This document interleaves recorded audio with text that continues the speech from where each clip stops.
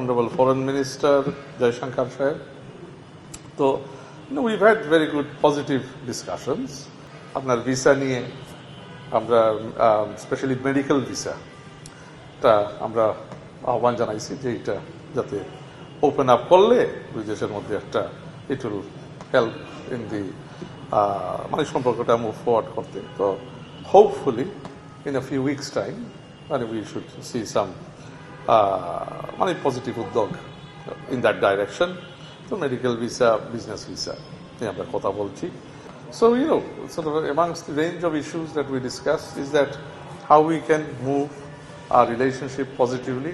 Of course, there will be challenges. Of course, there are some things that we can solve immediately. There are some things that may take a little longer. But discussion or dialogue, dorja jodi khula thake, sob shomoy we can,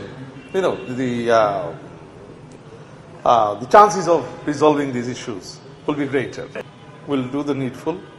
এখানে আমরা দেশ থেকে যেটা করা তো বললাম, এখানে তো আমরা কোর্টের মাধ্যমে বিভিন্ন জিনিস করতে হবে। তো let's leave it to our law enforcers, মানে judicial process. It's a transparent judicial process.